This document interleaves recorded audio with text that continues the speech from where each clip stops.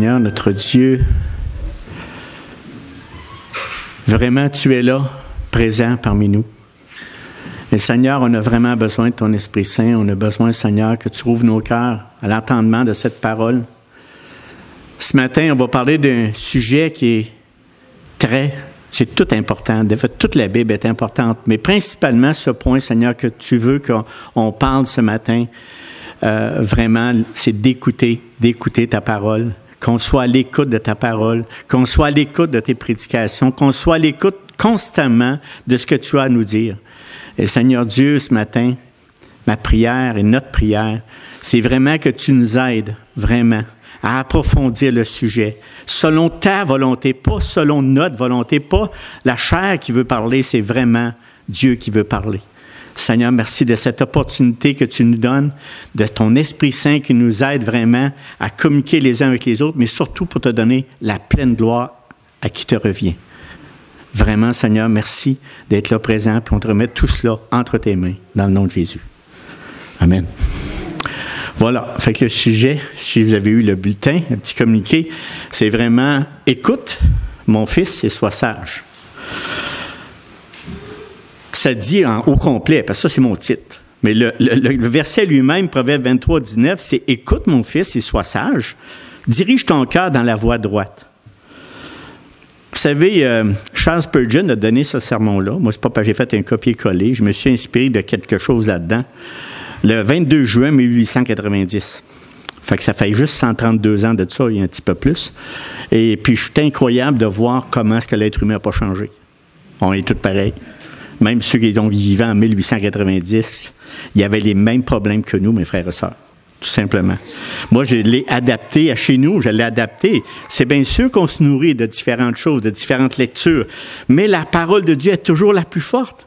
Puis son intensité là-dessus, moi, tout simplement, dans ce message, il parlait d'écoute, mon fils, sois sage, et il dirige. Il y avait tout ça ensemble, mais il m'en prend rien qu'un ce matin. Le premier, écoute. Écoute.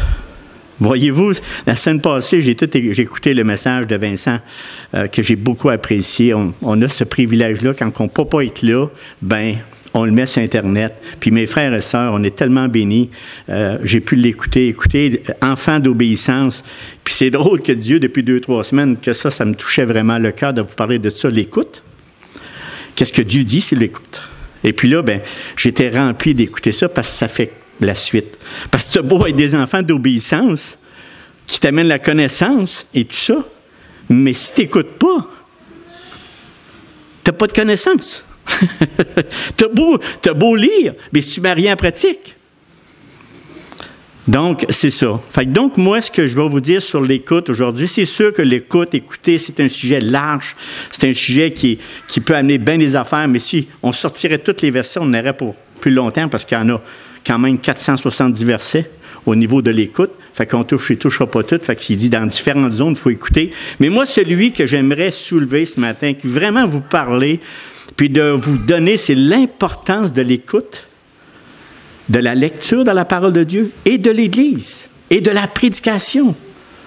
Souvent, on néglige ça. Puis vous savez, on a un grand ennemi, vraiment, dans ce monde, dans le moment.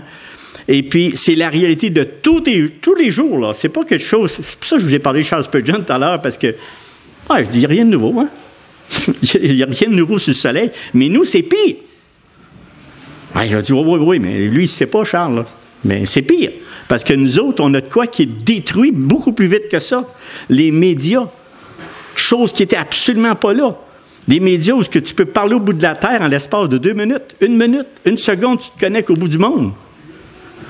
C'est incroyable. C'est ça le vrai. C'est ça détruit vraiment l'écoute parce qu'on n'a plus d'écoute qui vient vraiment de l'Éternel. Donc, je veux vous expliquer tout de suite la réalité de tous les jours que l'on a à vivre. Nous vivons à une époque où les engagements, on pourrait faire un sermon là-dessus, les engagements. Ça, des engagements, c'est un acte par lequel on s'engage à accomplir quelque chose, des promesses, une convention ou un contrat par lequel on se lie.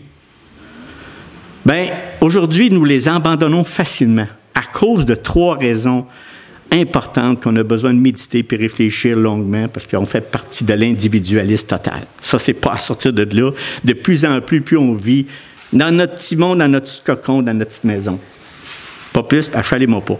Donc, première raison, nous avons tendance à mettre en doute des croyances et vérités couramment admises. On met tout en doute. Nos sensations et nos émotions ne trouvent plus d'intérêt à ce que nous découvrons. En fait, nous n'éprouvons plus de plaisir à l'engagement que nous avons pris et même celle avec Dieu.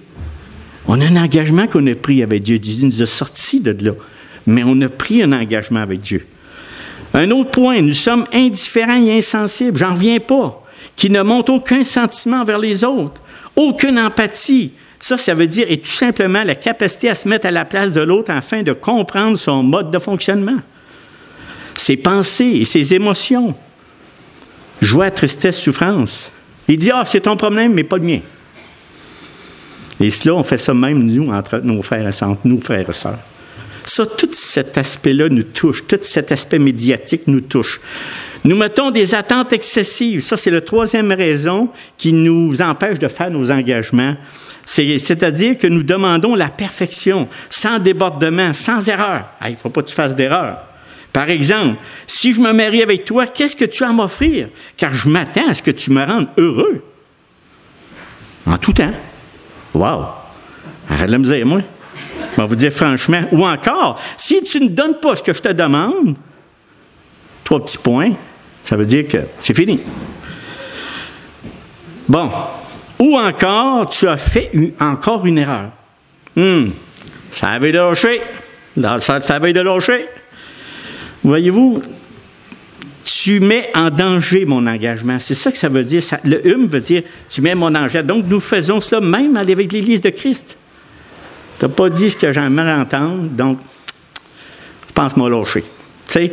Donc, mes frères et sœurs, ça en est des choses qui nous entourent. Attention. C'est pour ça qu'il faut rester à l'écoute de Christ. Attention. Donc, une autre chose que nous vivons, on vit à une époque où la loyauté vient d'un cœur partagé. Bon, un cœur partagé, ça veut dire quoi, c'est un cœur partagé? Nous aimons des choses encore de ce monde. Notre ancienne vie est encore accrochée. Une manière de faire que nous aimons. Il y a des choses qu'on aime, là, puis qu'on a de la misère. Si ce que je vis ne correspond pas à ma vision, là, alors je ne mettrai pas mon cœur. Nous faisons la même chose avec la parole de Dieu, des fois. Par exemple, l'exemple que j'ai le plus frappant, c'est la femme de Lot. Vous savez, la femme de Lot, on a beau parler, on lui a juste dit qu'elle virait en statut de sel, mais il y avait une raison, hein? Puis Lot a eu de la misère à sortir de cette ville-là de Sodome. Puis il se l'est fait dire, « Hey, Sodome va être détruit, là! Sodome va être détruit, sors! » Puis là, les 2 anges étaient là, « Ah ouais, viens-t'en, Lot! Ben, amène ta famille! » Puis là, ils les amenaient de force. Puis même la femme de Lot. Mais Lot avait encore un cœur partagé.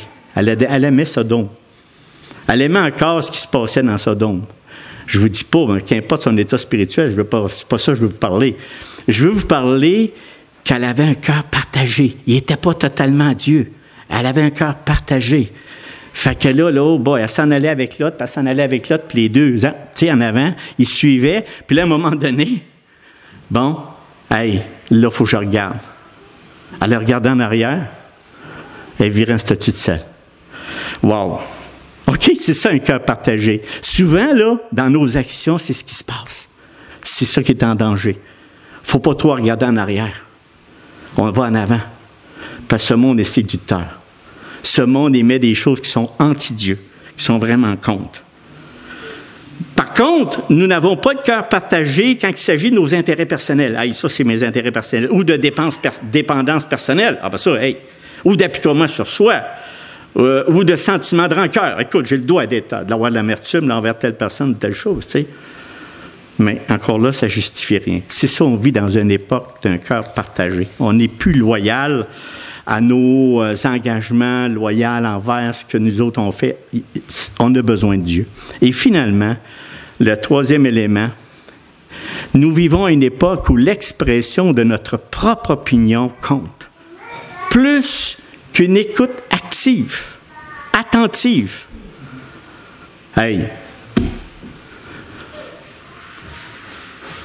L'expression de notre propre opinion. C'est pas tannant, des fois, non? Moi, je parle pas moi, là. J'en veux pas. Je ne veux pas savoir ce que tu penses, mon Gérard, des fois, là, par rapport à certaines choses, surtout quand ça concerne le plan de Dieu, surtout quand ça concerne la parole de Dieu. Ma conviction vient de la parole de Dieu. Puis c'est celle que je vais avoir dans mon cœur, pas la conviction de mes propres théologies personnelles, de ce que je vois d'un Dieu qui bon, il est comme ça. Bon, cette réalité de tous les jours nous affecte énormément dans notre relation avec notre Seigneur Jésus-Christ. Et surtout avec nos frères et sœurs en Jésus-Christ, on ne s'en rend pas compte. Mais on devient des aguissables, des insécrables, les uns avec les autres.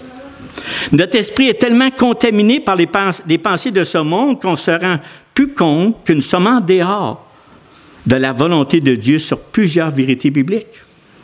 C'est pourquoi que nous devons sans cesse pratiquer le verset suivant. « Écoute, mon fils.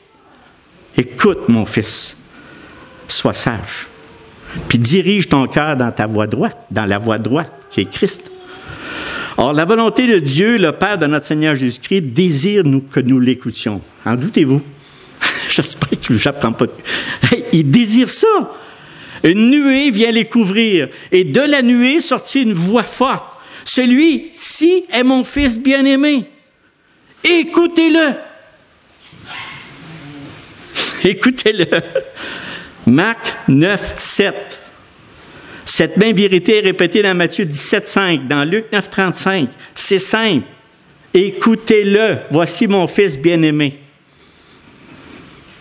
Vous savez, Dieu veut notre cœur, nos cœurs en entier. Pas en moitié, pas en différé, pas aux trois quarts, mais totalement. Complètement. Comment Dieu gagne-t-il notre attention? Il dit d'écouter attentivement ses paroles. Puis il nous parle par lui-même. Puis là, la parole de Dieu communique ce message rationnel.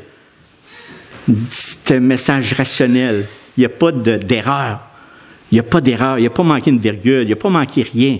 C'est une parole réelle, cohérente, et une historique avec franchise, avec authenticité et vérité.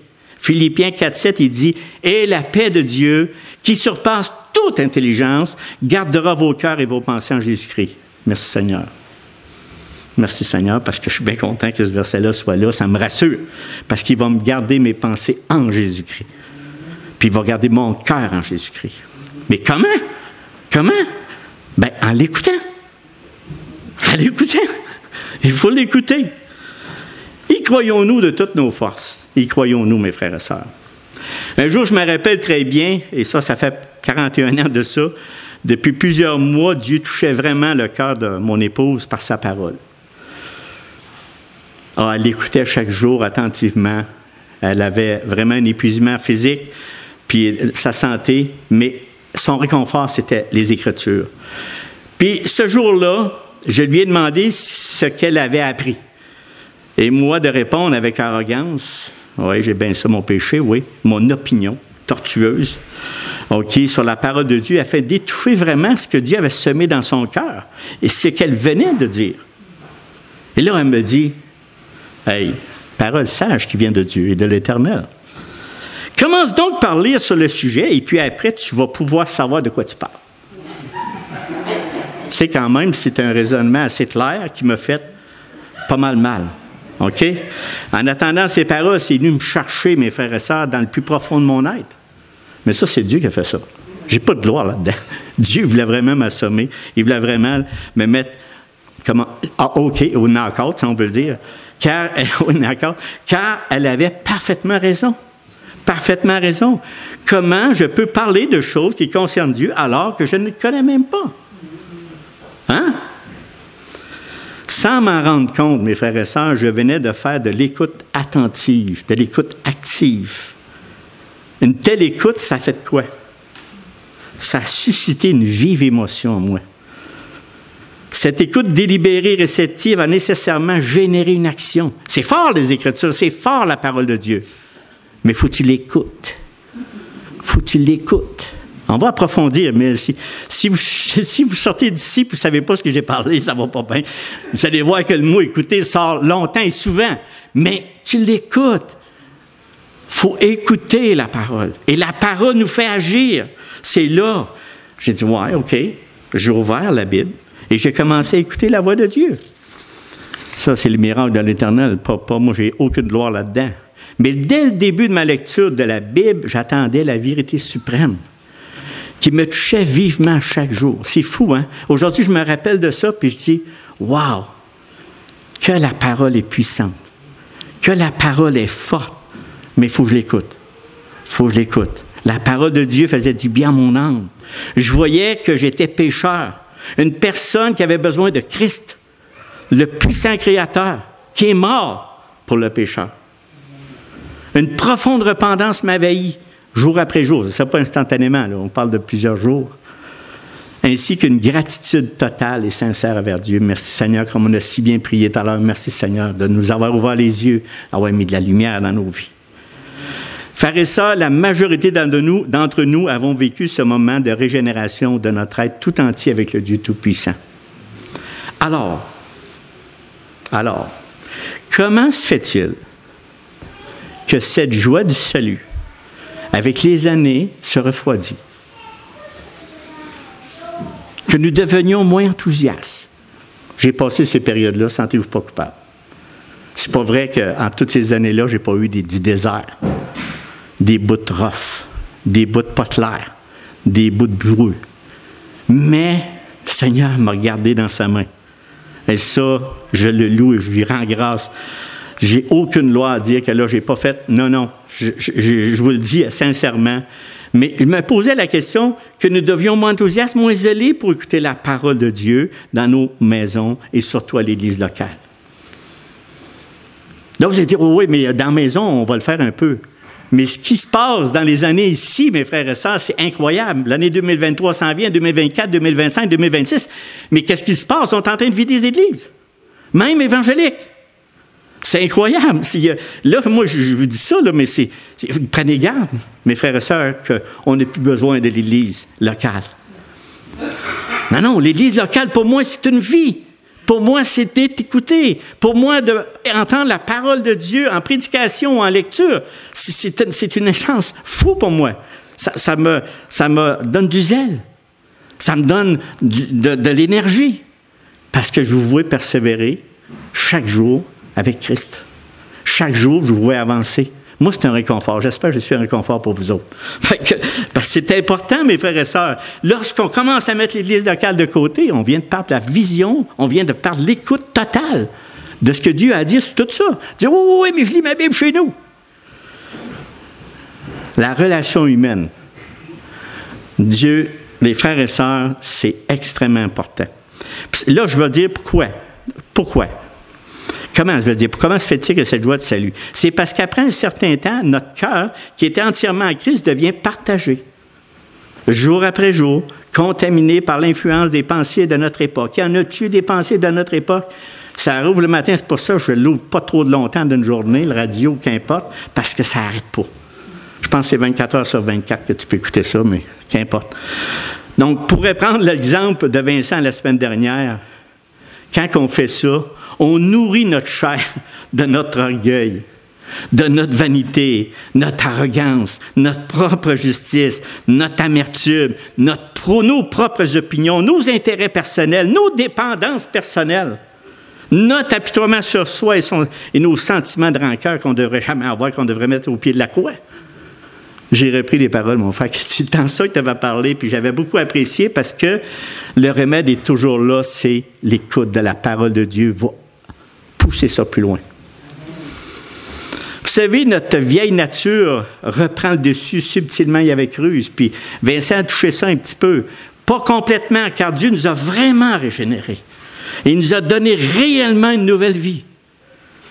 Par contre, si nous étions facilement susceptibles, rancuniers, querelleurs, tortueux, hautains, boudeurs, piteux, bavards, médisants, calomniateurs, fanfarons, manque de maîtrise de soi, comportement extravagant et dérangeant, déloyal, abandon de nos responsabilités, se sentir supérieur aux autres, sentir plus intelligent, chercher les honneurs, chercher la meilleure place ou le meilleur poste. Là, j'ai marqué etc. parce qu'il y en a encore. Allez, on est pris avec notre nature humaine. Mais je peux vous garantir, mes frères et sœurs, année après année, Dieu est pur. Année après année, Dieu enlève. Année après année, je ne vois plus le même Gérard. Gérard, il a 25 ans, il n'est pas comme aujourd'hui. Pourquoi? Parce que Dieu sanctifie ma vie. Puis j'y crois, parce que faut que j'écoute sa parole. Si je n'écoute pas sa parole, je ne peux pas voir ce que je viens de dire. Ben non, tu restes pareil, dans ton... Dans bourbier, là, tu es un boudeur, moi je reste boudeur, tu sais. Regarde, ne m'avez pas, moi je suis venu au monde de même, puis je reste dans le même. Ben, il peut se faire des changements. Tu peux arrêter de bouder, là, franchement, là, puis, tu sais, arrêter de faire l'enfant, là. Ou non, quand tu es bavard, tu n'arrêtes pas de parler. Celui qui parle beaucoup pêche. Fait qu'il devrait retenir ce verset-là qui est écrit. Donc, il ne manque pas de péché. Fait que la Bible est pleine d'exhortations pour nous aider vraiment à ce que notre nature ne reprenne pas le dessus. Mais il faut faire quoi? La lire, l'écouter, comme on fait ce matin. Tous ces traits de personnalité peuvent prendre des années, mes frères et sœurs, de vie chrétienne avant de toutes les vaincre totalement. Mais je veux vous rassurer, je pense que je vais décéder avant d'avoir tout réussi à vaincre ça. Je veux juste vous encourager. Mais je peux vous dire tout simplement que j'ai fait un bon bout de chemin avec le Seigneur. C'est lui qui sanctifie ma vie. C'est lui qui m'amène à voir mes trous, mes manques. Ça ne veut pas dire que si je maîtrise tout ça, que je suis meilleur. Non. C'est parce que je suis plus vivable, par exemple. Hein? En tout cas, les autres sont bénis parce que Dieu fait avec moi, non? C'est en tout cas, j'espère. Vraiment, vous pouvez demander à mon épouse, elle peut vous dire toute la vérité sur moi, rien que la vérité, pas d'autre chose. Fait que donc, je ne suis pas inquiète. Puis, s'il y a quelque chose à savoir, ben, je vais le prendre. Donc, tous ces traits-là, c'est seulement en écoutant la parole de Dieu que nous pourrons les vaincre définitivement. Car en écoutant la parole de Dieu, nous allons les mettre en pratique. Et c'est principalement dans la vie de l'Église que nous pourrons apprendre à vaincre ces traits de personnalité. Vous savez, quand tu es en solo, là, c'est pas dur d'être patient. Mais quand tu vis en groupe, c'est un petit peu plus dur. Non? C'est dur, là. C'est vraiment. Mais moi, quand je vois quelqu'un, je dis, moi, il n'y a pas de problème, je suis plein d'amour, j'aime le Seigneur, il n'y a pas de... OK, viens faire un tour d'une église. Viens faire un tour. Aie des relations les uns avec les autres. Tu vas dire, je suis obligé de sortir mon sac d'amour qui vient du Seigneur. Ben oui, c'est ça que Dieu veut. Il veut qu'on se frotte les uns les autres pour grandir. Donc, pourquoi tombons-nous avec un cœur partagé comme la femme de Lot? Je le répète, parce que nous avons cessé d'écouter attentivement la parole de Dieu à la maison et en Église. Frères et sœurs, pour ne pas tomber dans cet état de cœur partagé entre le monde et Dieu, je dois sans cesse écouter attentivement et chaque jour ce que Dieu veut que j'apprenne de sa parole. C'est un combat jusqu'à la fin de vos jours, sans problème. Sommes-nous des personnes qui ont une écoute attentive ou active envers Dieu et envers les autres?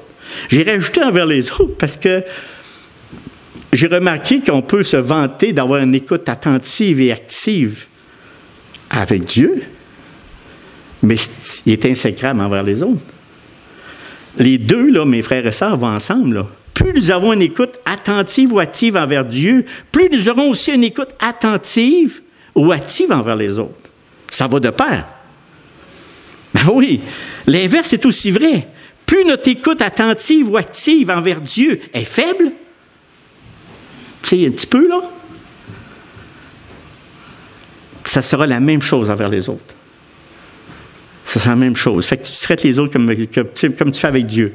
Donc, non, ça ne marche pas, mon action? Non, ça marche. Vous allez voir, je validais mon cœur avec ça. Là. Je check mon cœur avec ça, ce que je dis.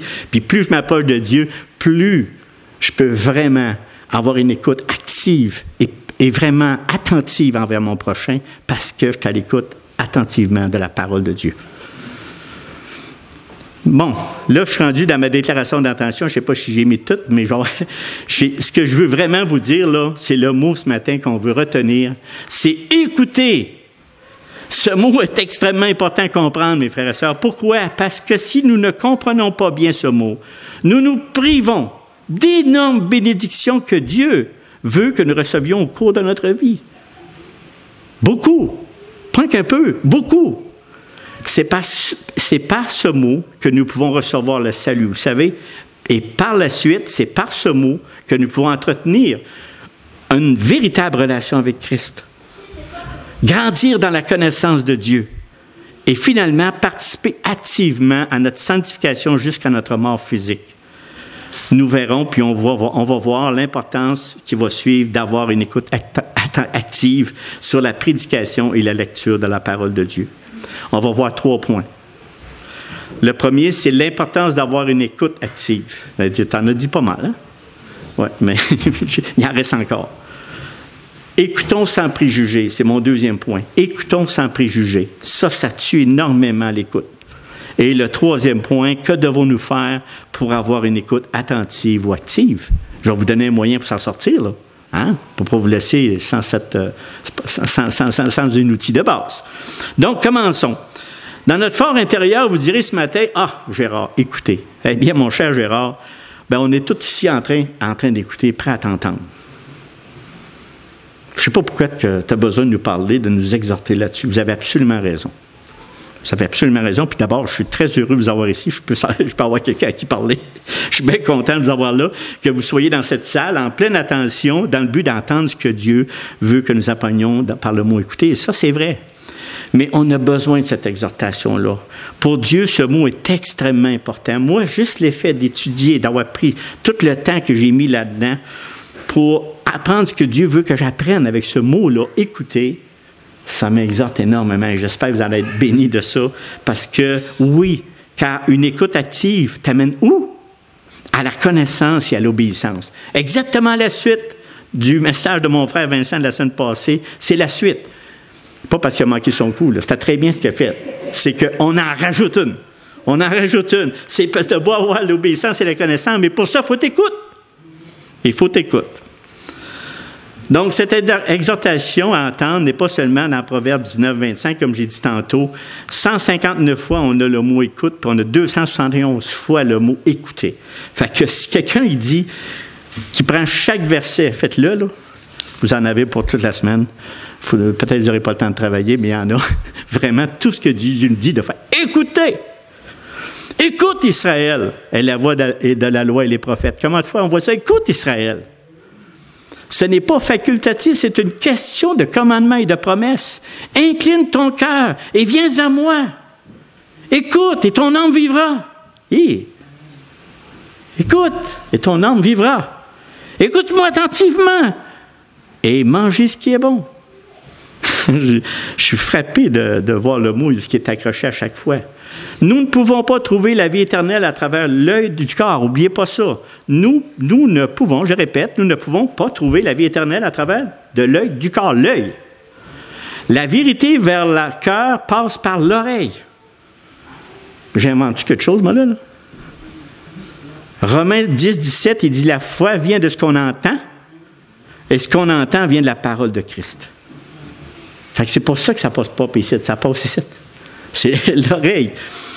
Ça passe par l'oreille. Pierre, après avoir reçu le Saint-Esprit à la Pentecôte, il leur dit ceci, « Hommes juifs, et vous tous qui séjournez à Jérusalem, sachez ceci, prêtez l'oreille à mes paroles. » Acte 2, 14. En fait, Pierre, il leur dit, « Écoutez-moi. » Qu'est-ce qui s'est passé après avoir dit ça? Après avoir dit la prêche d'Acte 2, 14. Tout simplement qu'il y a eu 3000 hommes, 3000 âmes, pas hommes parce qu'il va y avoir des femmes là-dedans, 3000 âmes acceptèrent la parole de Dieu et furent baptisées en un seul jour. C'est-tu puissant, la parole? Très puissant.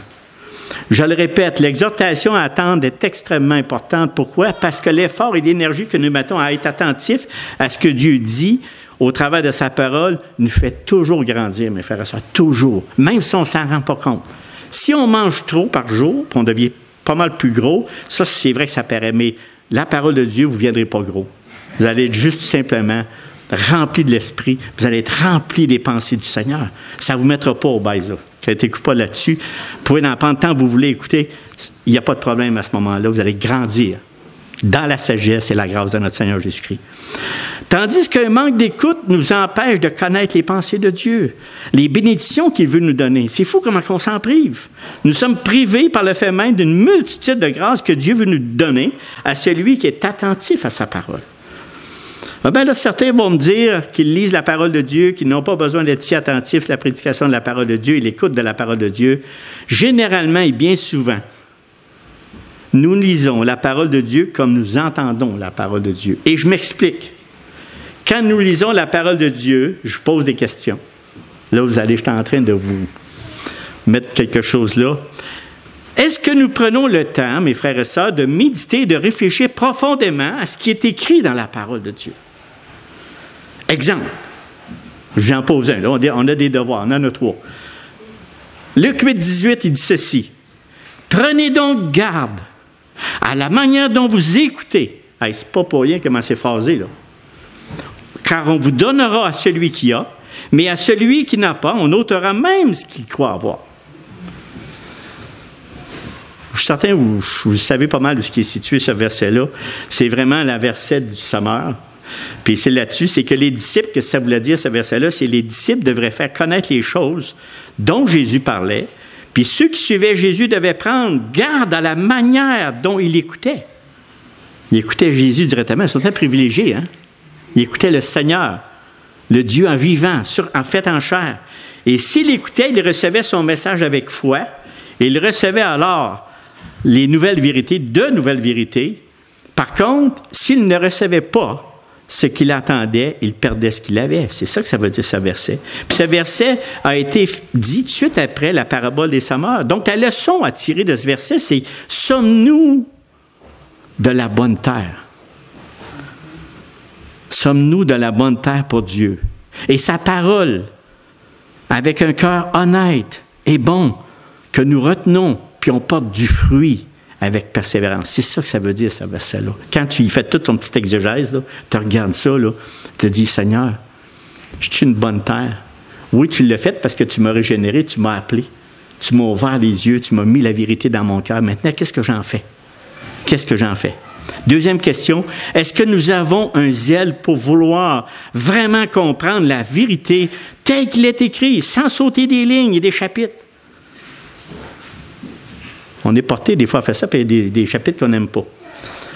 2 Timothée 3, 16, 17 dit ceci, « Toute écriture est inspirée de Dieu et utile pour enseigner, pour convaincre, pour corriger, pour instruire dans la justice, afin que l'homme de Dieu soit accompli et propre à toute bonne œuvre. » Vraiment. Croyons-nous que Dieu a tout mis entre les mains de l'homme de Dieu pour qu'il puisse enseigner, convaincre, corriger et instruire tous les vrais disciples de Christ? Il y en a qui ne croient pas ça. Dieu ne fait rien à moitié. Dieu ne fait rien à moitié, je me répète. Dieu est en contrôle de tout. Vous, Dieu vous a donné même l'intelligence, le Saint-Esprit pour dire, oui, il dit la vérité, ce gars-là, ou il ne la dit pas. Mais Dieu a tout fait. C'est tout lui qui contrôle toutes choses. Il faut qu'on ait cette certitude-là. Donc, suite à ces 2 questions, j'en ai une 3e. Est-ce que la parole de Dieu que nous écoutons à chaque jour nous touche tellement que nous désirons changer de comportement et que nous avons le goût de mettre en pratique immédiatement ce que Dieu vient de nous révéler? C'est-tu une chose automatique? Si nous répondons oui aux 3 questions, à ce moment-là, et généralement, nous sommes très attentifs. Ça vous donne des points, mes frères et mes sœurs? Généralement, si vous répondez oui, très attentifs à la lecture et la prédication de la parole de Dieu, nous sommes très prompts à le mettre en pratique, puis merci Seigneur. Vous auriez le plus, le dire la paix n'est pas plus grosse. Mais seulement que vous allez faire ce que Dieu vous demande de faire et vous écoutez. Vous écoutez maintenant. Mais si nous répondons non à ces 3 questions, à ce moment-là, et généralement, nous sommes très peu attentifs à écouter la lecture et la prédication de la parole de Dieu. Et nous ne mettons pas grand-chose en pratique dans nos vies. Nous manquons, mes frères et sœurs, ce n'est pas un reproche que vous faites, c'est qu'on manque tout simplement les bénédictions que Dieu veut nous donner. C'est ça qu'on manque. C'est le pire. Ah bien, il ne vous enlèvera pas votre salut, il ne vous enlèvera pas, mais en même temps, on est privé de ces bénédictions-là que Dieu veut nous donner. Il dit, je veux que mes enfants aient une vie en abondance. Hey!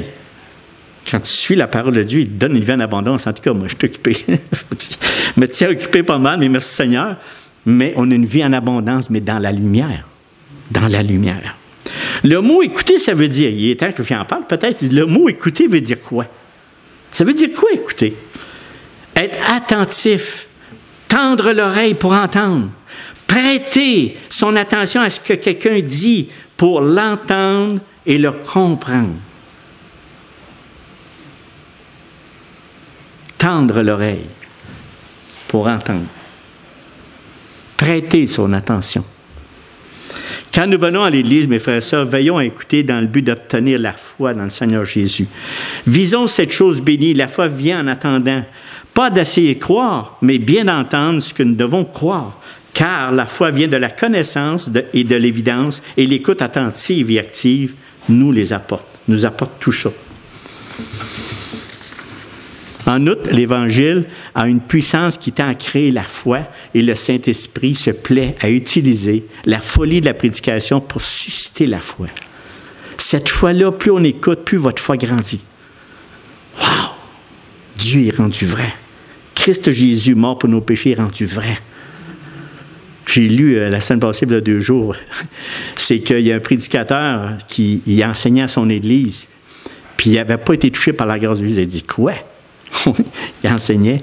Puis à un moment donné, tous ceux qui l'écoutaient, d'un coup sec, il a réalisé, puis il prêchait sur Christ. Que pensez-vous de Christ? Christ l'a touché là, drette quand il parlait, puis il s'est converti au Seigneur. Il n'était même pas complètement converti. C'était frappant, fait que tout le monde s'est mis à applaudir, et on dit, regarde, Seigneur, comment est-ce qu'il bouge? Mais parce qu'il parlait, et parce qu'il écoutait la parole, il n'avait peut-être pas tout compris, mais il n'était pas rendu là. Puis quand il est rendu là, il a éclaté. Puis à partir de là, c'était un homme nouveau et changé. Il ne prêchait plus de la même manière. Puis pourtant, les frères et sœurs l'acceptaient, ils le voyaient, puis ils priaient pour lui. C'est fou qu'est-ce que c'est. C'est ça la parole de Dieu. Bon, je m'arrête là, mais ça m'avait impressionné cette histoire-là, et je vous la raconte ce matin, je ne sais même pas pourquoi, mais en tout cas, je vous l'ai dit. Donc, si nous écoutons souvent avec un esprit sérieux, nous ne manquerons pas d'obtenir la bénédiction. Prenez garde, par exemple, mes frères et sœurs, à ne pas écouter les prédications comme un passe-temps. Ce n'est pas un sujet insignifiant. J'espère pour vous. Vous dites, ben là, oui, je sais que vous savez beaucoup de choses là-dedans.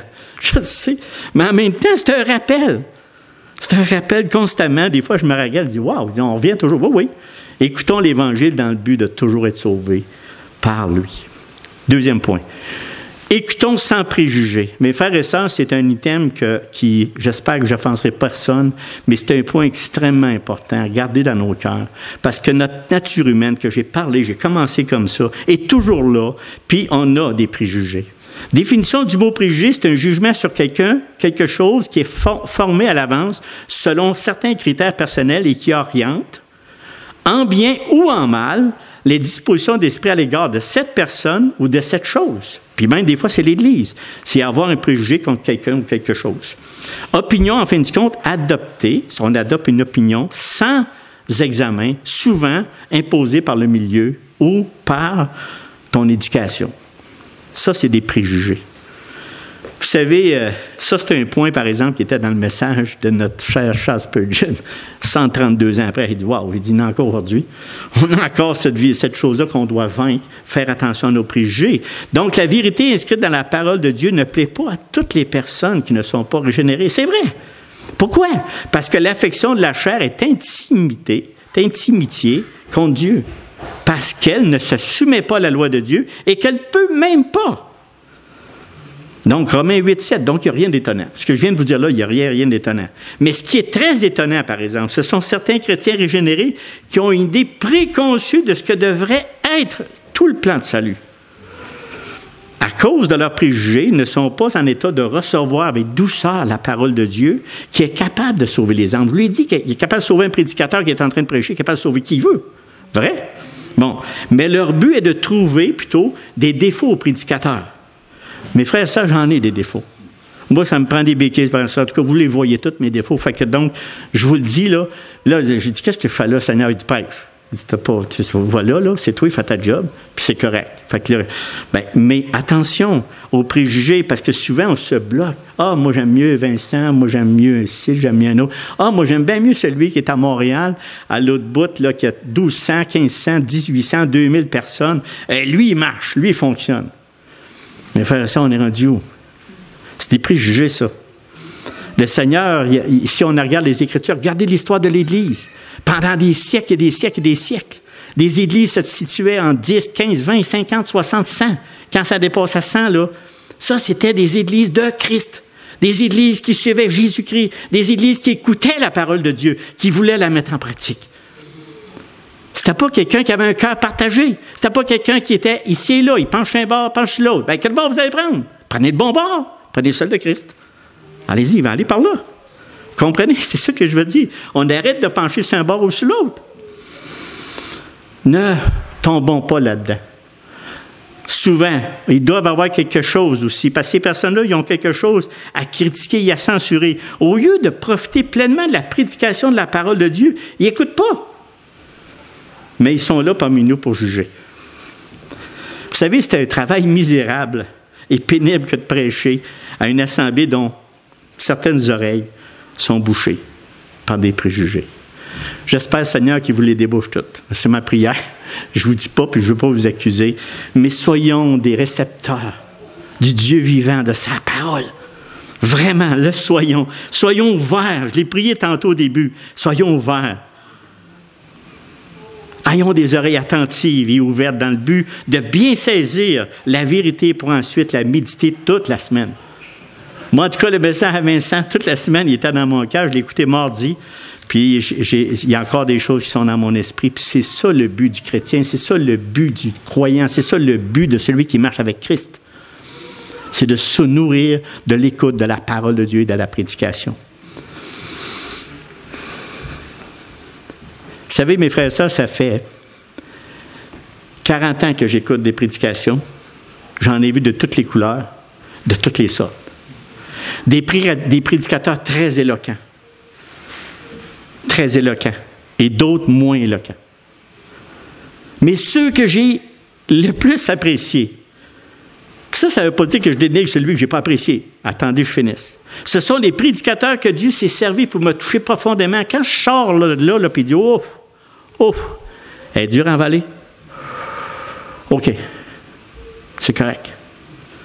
Mais tu l'as mis là, puis moi, j'avais des oreilles pour entendre. Puis là, ça touche le cœur. Merci Seigneur, mais il y en a d'autres que même s'ils ne m'ont pas touché aussi profondément, la vérité était là. Et j'ai sorti encore avec de quoi?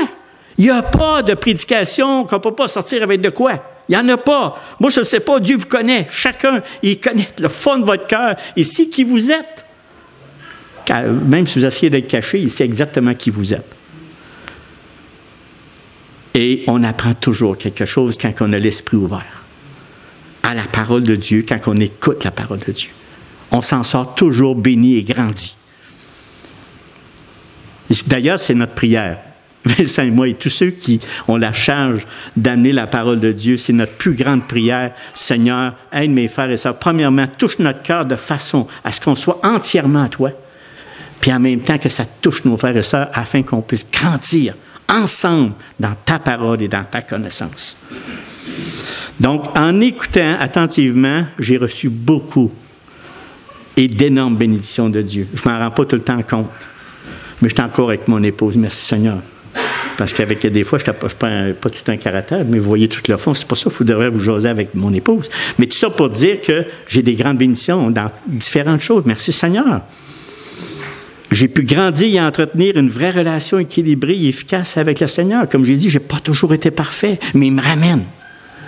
Vous avez jamais senti l'épaule, sur votre épaule, la main du Seigneur? Non? Non, je vous dis, tu sais, là, je ne fabule pas, là. Mais là, viens ici, mon fils, écoute. Écoute, là. Tu t'en vas pas à bonne place, là. Viens-t'en. Reviens à moi. J'aime ça quand il fait ça. Donc, tous ces enseignements que j'ai reçus m'ont permis de connaître Dieu plus profondément. Et ils m'ont tous aidé à travailler davantage à quoi? Ma sanctification. Et cela fait suite à ce que j'ai dit tantôt, que j'ai pris un engagement ferme avec le Seigneur. Puis, Seigneur, donne-moi ma prière, donne-moi la force et la santé de te suivre jusqu'à ma mort. Puis, tant que je peux venir à l'Assemblée locale, parce que l'Église locale, pour moi, c'est irréversible. Ça fait partie du plan de Dieu. C'est un engagement avec le Seigneur. Frères et sœurs, je vous exhorte fortement à suivre les recommandations de Jacques 19, 26. Et puis, je l'ai lu au complet tantôt. Je ne sais pas si je me demande, je pense que je ne le lirai pas. J'aimerais vous... mon titre, c'était... Puis c'est mon frère qui l'a choisi. Merci, frère. Mais j'ai dit à Vincent, choisis la lecture du texte. Il a pris exactement le texte que j'étais en train de lire, mais une plus rapetissée. C'était plutôt, au lieu de 16 à 26, 27, j'avais les versets... 19 à 26. Mais ça dit exactement, moi juste en lire un, mettez en pratique la parole et ne vous bornez pas à l'écouter, en vous trompant vous-même par de faux raisonnements. Puis celui qui aura plongé les regards dans la loi parfaite, la loi de la liberté, et qui aura persévéré, n'étant pas un auditeur oublieux, mais se mettant à l'œuvre, celui-là sera heureux dans son activité. Voilà, je m'arrête là, je viens de sortir les 2 versets les plus importants. Bien, ils sont tous importants pour ça. Il n'y en a pas une, même pas une virgule, même pas un point, mes frères et sœurs, qu'on doit enlever ces Écritures parce qu'elles sont toutes importantes. Donc, écoutons ce que Dieu, le Seigneur, va dire. Il y aura un message de paix pour notre âme. Écoutons pour nous-mêmes. Le grand objectif d'un auditeur devrait être d'entendre ce que Dieu lui dit. Qu'est-ce que Dieu veut m'enseigner ce matin? C'est toutes vos questions.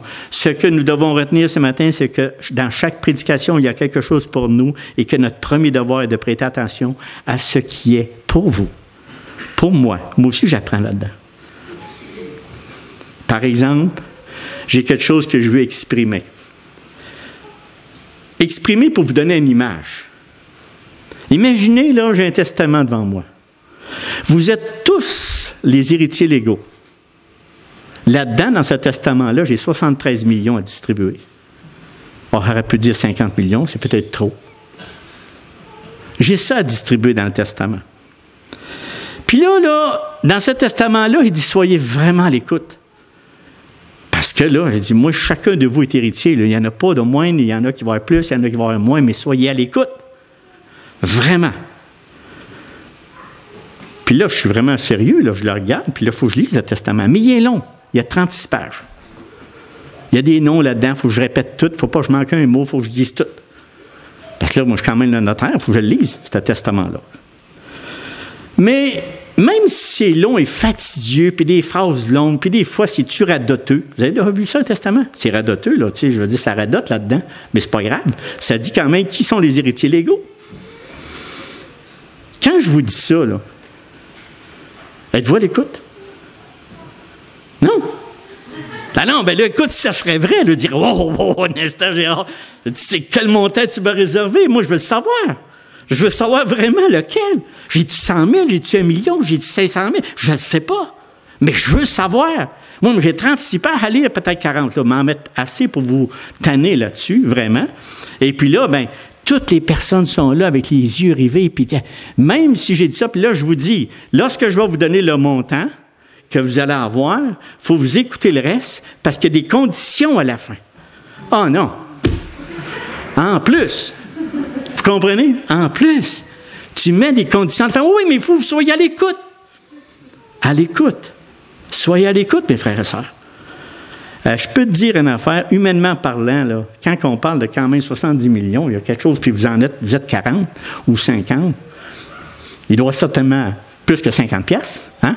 En tout cas, ben vous avez, puis même si quelqu'un a attendu, mais là, ce que je veux dire par cette histoire-là, c'est tout simplement que la motivation, souvent, on manque d'écoute parce qu'on manque de motivation. Je viens de vous donner une motivation, un testament. Imaginez, là, mes frères et sœurs, imaginez, la parole de Dieu est comme ce testament. On a la vie éternelle, quelque chose de beaucoup plus gros que ce 60 millions-là ou ce 70 millions-là. La vie éternelle. Comme Chantal a prié sur la vie éternelle. On a vraiment ça dans les mains. On est racheté par nos péchés. On n'a plus à s'inquiéter. On va faire partie, on va être d'un pavé d'or. On va être avec lui. On va être vraiment avec lui. Oui, on a encore du temps. Des fois, c'est pas facile, mais restez à l'écoute. Restez à l'écoute. Il veut nous léguer, Dieu veut nous léguer toute la connaissance nécessaire pour la sanctification de nos vies, et cela à chaque jour de notre vie. C'est ça le beau testament qu'on entend. Là, on enlève l'argent de la monétaire, mais je voulais juste avoir votre attention. En ayant ça dans l'esprit, c'est ça qu'on devrait avoir quand on vient à une prédication. Quand on vient à une prédication le matin pour entendre la parole de Dieu, je dis « Wow, j'ai tout un testament, j'ai quelque chose d'extraordinaire et merveilleux. C'est mon Dieu Tout-Puissant qui est mort pour moi. » Je m'arrête là. Alors, retenez ça. Venez pour ça, pour entendre ce testament. Maintenant, le troisième point, que je ne veux pas lessiver puis vite fait, ça me donne à peu près 10 minutes. Que devons-nous faire pour avoir une écoute active? Vous savez, mes frères, au début de ma vie chrétienne, j'ai attendu un sermon, une prédication, je parle d'au moins de 35 ans, sur l'importance d'écouter, puis ça m'a tellement touché. Puis ça, là, ça a changé vraiment mon écoute dans les prédications. Puis même pas dans la prédication, même dans ma vie courante. À partir de cette prédication, j'ai fait des progrès énormes. Moi, là, quelqu'un pourrait me parler, j'étais parti, moi, j'étais à Relais, puis pourtant j'étais à Rouen, mais j'étais pas là. Tu sais, il me parlait, puis c'était vide. Mais ça, c'était assez bon. Dieu a bien fait ça, parce qu'il m'a corrigé de beaucoup de choses là-dessus. Je ne pars plus quand quelqu'un me parle. Là. Surtout Dieu, s'il me parle, je ne m'en vais pas dans l'autre chambre, dans l'autre pièce. Donc, dites-vous, mes frères, qu'est-ce que Dieu veut me dire aujourd'hui par son serviteur? Suis-je prêt à entendre ce que Dieu... Ça, c'est les choses qu'on doit faire avant de venir pour la prédication. Suis-je prêt à entendre ce que Dieu veut me dire aujourd'hui? Est-ce que j'ai prié Dieu qu'il inspire et dirige son serviteur pour nous enseigner sa parole? Est-ce que j'ai fait ça? Est-ce que j'ai demandé à Dieu qu'il m'ouvre grand mes oreilles? Bien, pas déformées, mais grand mes oreilles, afin de j'entendre sa parole? Est-ce que je sois pleinement disposé à accepter, à comprendre ces vérités? Avant d'arriver à l'Église locale, avons-nous fait une préparation spirituelle pour bien écouter la parole et la prédication de la parole? Et si cet art d'écouter semble un peu mystérieux, je vais vous donner quelques points qui vont, j'espère, vous aider. Pas en rafale, mais je veux prendre le temps. Je vous le dis, je vais prendre 6-7 minutes. Donc, un des conseils, c'est, dès qu'on arrive, affirmons que nous sommes à l'écoute. Autrement dit, soyons à l'écoute. Dès le moment que vous prenez votre place, mettez-vous en mode de récepteur.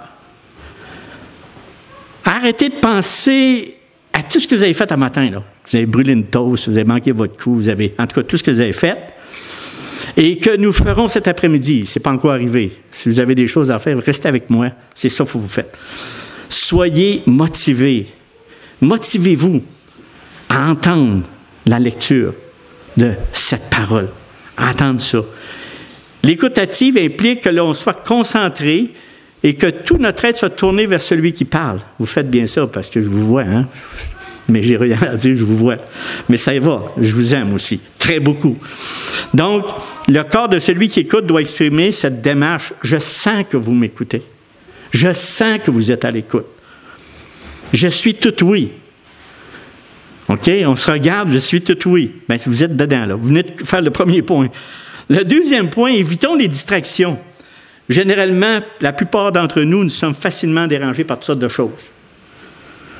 Quelqu'un se lève pour aller voir quelque part. Ben, il est parti tout à l'heure, ben, qu'est-ce qu'il fait? Ben, pourquoi il est parti? Tu es parti, là.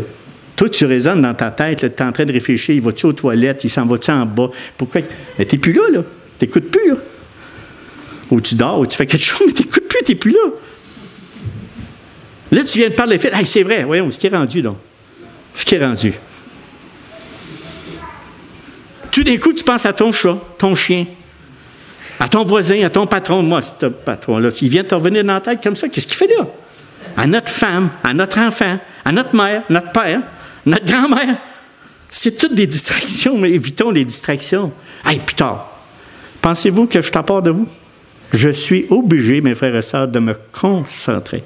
Il faut que je me parle. Je suis nord, écoute. C'est ça qu'on disait à l'armée, parce que c'est le mec qui disait ça, il ne disait pas Gérard. Je suis nord, écoute. OK, c'est ça. Le Seigneur, il dit, je suis nord, écoute. Écoute. Donc, il faut arrêter ça immédiatement. Ça a l'air niaiseux, ce que je vous dis là, mais c'est le secret de l'écoute de la prédication. Ah, c'est plate, la prédication. Mais de quoi il a parlé? Écoute, je ne sais pas.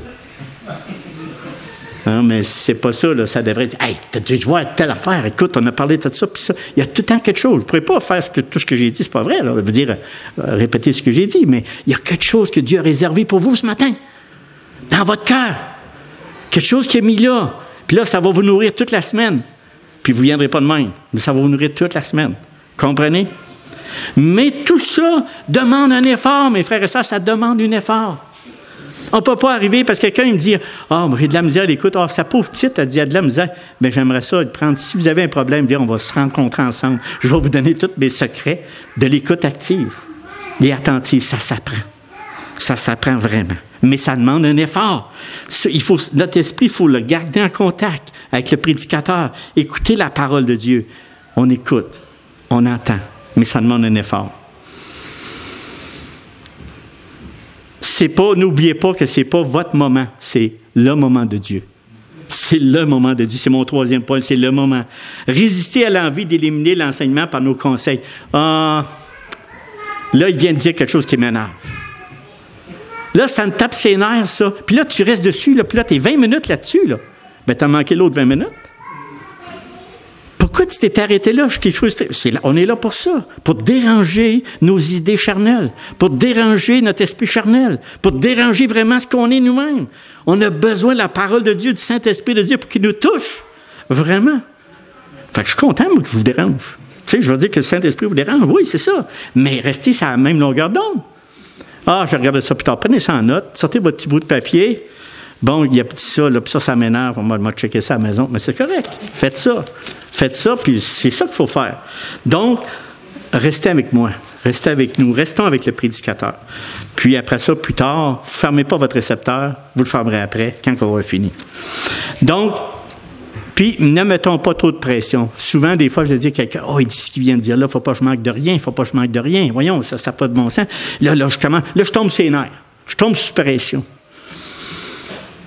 Vous n'aurez pas plus après, là. Vous n'aurez pas plus de sous après, mettons. Vous n'aurez pas. Ce que je veux dire, moi, là, on commence tranquillement. On y va par étapes. Si vous êtes capable de sortir le point principal de ce que je viens de vous dire ce matin, seulement le titre. Puis après ça, 2 ou 3 points, je vous donne 100%. Ah, peut-être 125%. Tout de suite, partez avec ça. Pas de pression. Mettez-vous des objectifs, des buts, et vous allez aller plus loin. Puis à un moment donné, l'écoute est de plus en plus loin. Puis à un moment donné, l'écoute, elle devient très grande.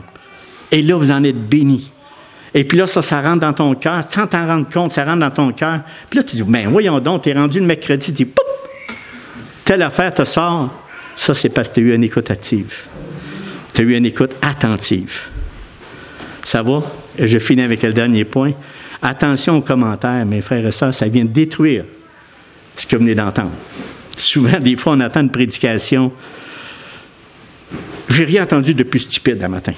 Ah, ça peut sortir. On a le cœur méchant, hein? On a vraiment le cœur méchant.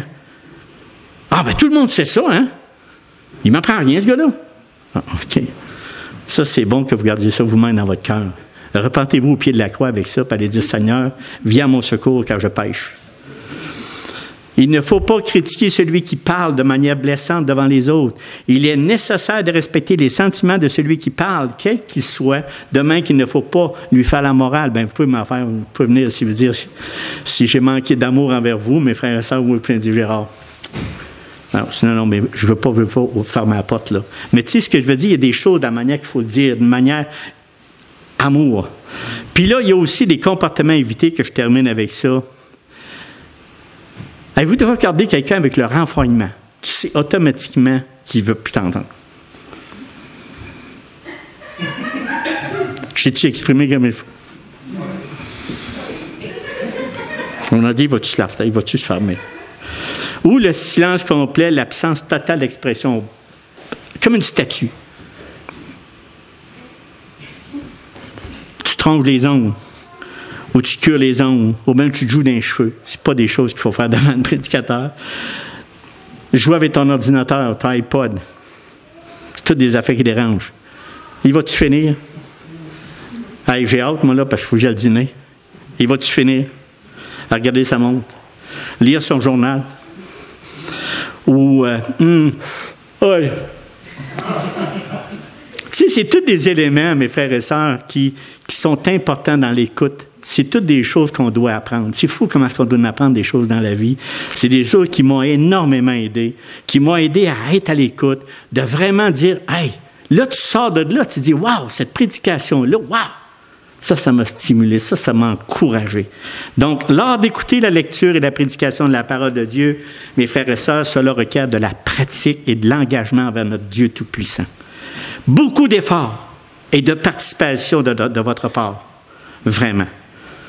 Écoutez, je termine avec ça, écoutez, cela signifie d'abord que nous devons essayer de comprendre ce que nous entendons.